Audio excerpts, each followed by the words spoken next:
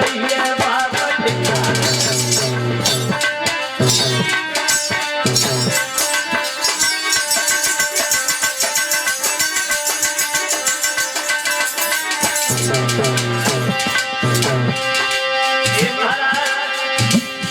इधर देखो बात हो गए सुनिए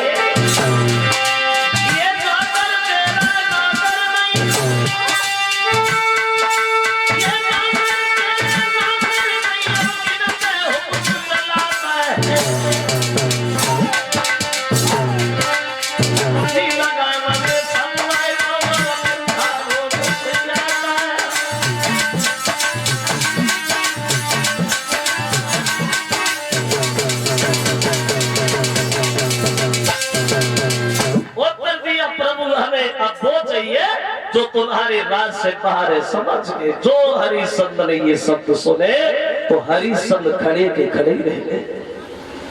लेकिन जब अपने धर्म की तरफ देखा तो मुकुट उतार के ब्राह्मण के हाथ पकड़ा दिया, लीजिए महाराज अगर आपकी यही इच्छा है तो ये आज से राज भी आपका, ये सब लोग भी आपके, तो हम तुम्हारी एक प्रजा के समान बन गए। बोले प्रजा के समान नहीं बन गए, प्रजा हाँ।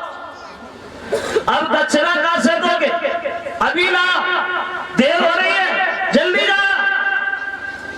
कहने लगे महाराज शरीर बचा, आप हमें बेच लो, अपना कर्जा पूरा करो। हमारी एक घर में पत्नी है और एक पुत्र है, हम तीनों को बेच लो तब कर्जा पूरा हो जाएगा। प्रभु आप अपना कर्जा अवश्य पूरा कर लो। विश्वामित्र कहते हैं तुम्हें बेचो तुम्हें तो कोई खरीदेगा भी नहीं। क्यों? हम इस लायक नहीं है प्रभु। बोले वो तो है लेकिन तुम कुछ काम के नहीं हो, और रही बात पत्नी की तो पत्नी का तुम्हारे कहने से बिक जाएंगे। महाराज एक बात बताऊं क्या? छोटी सी बात है, सुबह सुबह बोले कि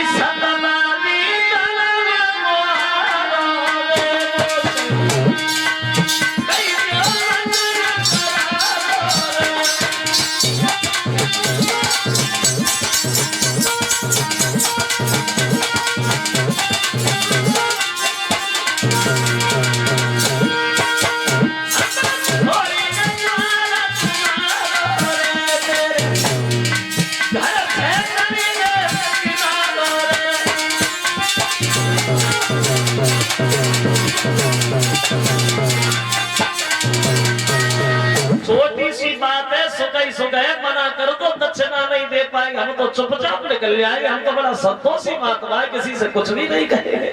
मना करो, मने नहीं करेंगे, मने भी नहीं करोगे, दक्षिणा भी नहीं दोगे, फिर क्या करोगे? मरोगे, मरे जाओ। बिना दक्षिणा लिए हम जाएंगे नहीं।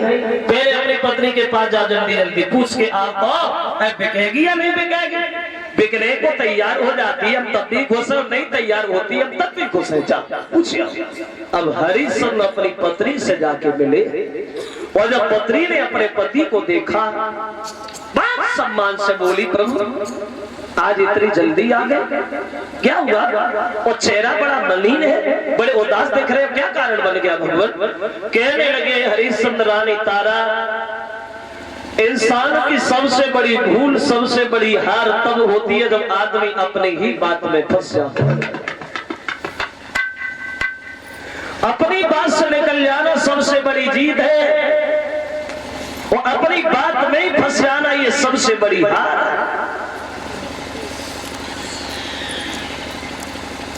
आज हमारा सब कुछ चला गया था, मुझे जाने का कोई दुख नहीं है, दुख सिर्फ इस बात का है सब कुछ चले जाने के बाद में भी हम कर्जेदार हैं, ऋणी हैं। एक बात पूछ रहे था, क्या तुम मेरे साथ चलोगी, देखोगी? बोली प्रभु आप तो ऐसी बातें कर रहे हो जैसे हम किसी दूसरे की पत्नी है। अरे आप हमें पूछने को काहे को आए? खबर भेजवा दी होती है, खुद ही आ जाते। पहले हमें बेचना, उसके बाद खुद बेचना। ये शरीर है आपका, इसमें हक है आपका। अरे बेचना तो बहुत छोटी बात, अगर आप हमें जिंदा भी जला दोगे फिर भी हम कुछ नहीं कहेंगे। हे भगवान किस तन में अधिकार तुम्हें, वो चाहे सो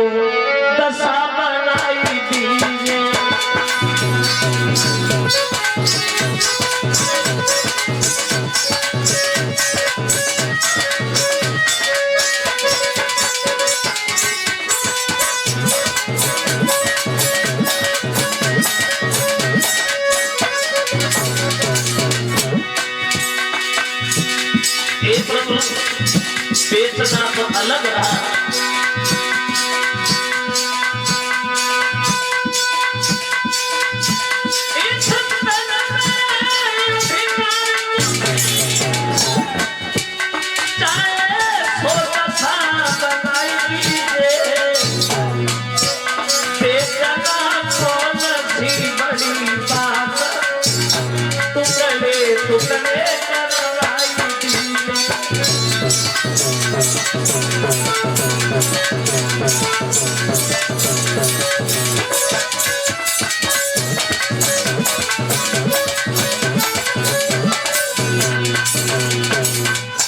दिया प्रभु पहले हमें बेचो उसके बाद कोई काम करना।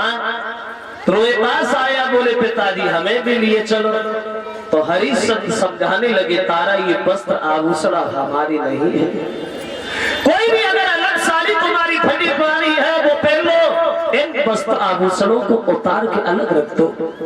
चले हैं तीनों प्राणी काशी में बिकने को, क्या वेशभूषा है तीनों प्राणियों की, क्या पोजीशन है। तो एक विद्वान ये बता रहा है कि रानी को सब श्रृंगार छुटो, केवल एक साड़ी मोटी है, बेटा पे सिर पर लगोटी है, राजा पे केवल धोती है। चले हैं तीनों प्राणी काशी में बिकने के लिए। जिस रानी ने कभी निकल करके अपने तहरीक को नहीं देखा था, आज वो काशी में बिकने के लिए जा रही है। चले धूप पड़ रही है, नंगे पैर भाग रहे हैं, विश्वामित्र को फिर भी तसल्ली नहीं, फिर भी चिल्ला रहे हैं, ऐसे कब पहुंचोगे? अरे इतने आराम से चलो, भागो, भैया, देर हो जाएगी। पानी भी नहीं पिया, और जब पानी नहीं पिया तो वो बच्चा जो था वो बेहोश होकर जमीन पे गिर गया। और जब जमीन पे रोहितास गिरा है तो तारा अपने पति से अपने मन की एक बात कहती है, महाराज अरे सैया ने कछा मेरी से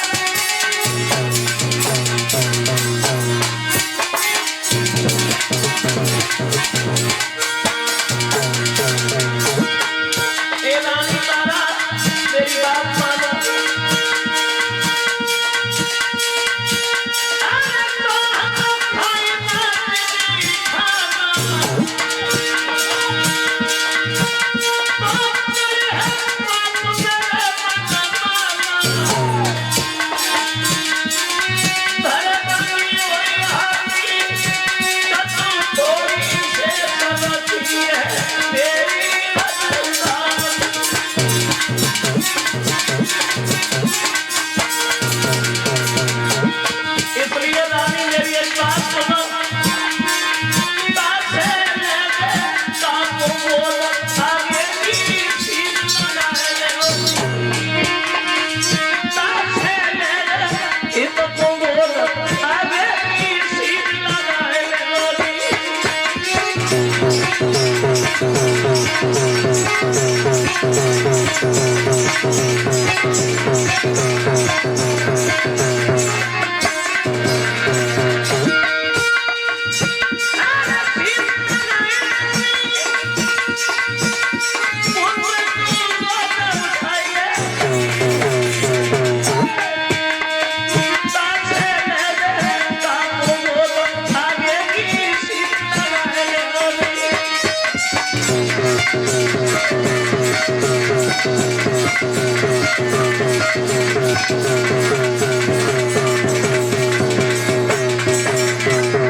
कहने लगे ए महाराज हरिश्चंद्र, हम इसे पानी नहीं पिलाएंगे, अगर ये पीना चाहता है तो देख लो।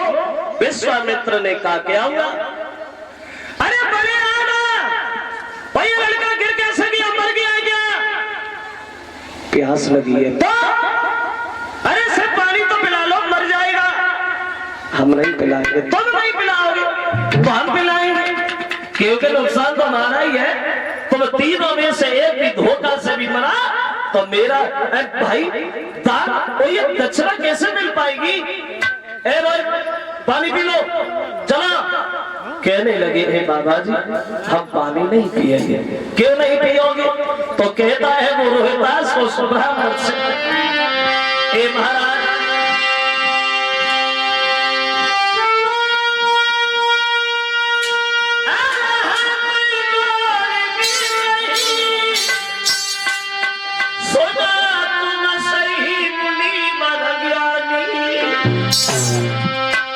पानी ना हमको दिखलाइयो ना पीने बिल्कुल।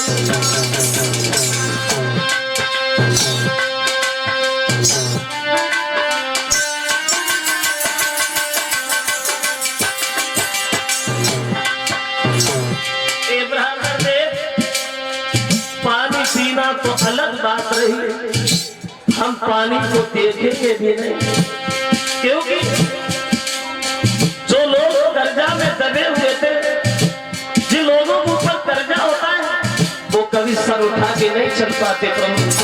इसलिए